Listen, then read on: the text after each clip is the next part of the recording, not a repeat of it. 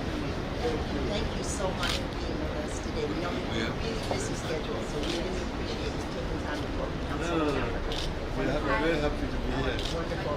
Yes, the ambassador and former ambassador. Thank you so much, both of you. Yes, thank you. Let's welcome. Very good. He's excellent. Very good.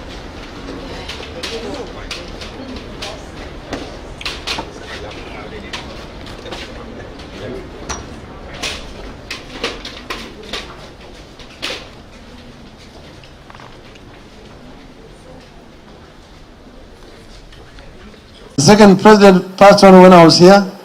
The third president passed on when I was coming here. And therefore I have to cut short my trip again to go back and bury President Mwai Kibaki.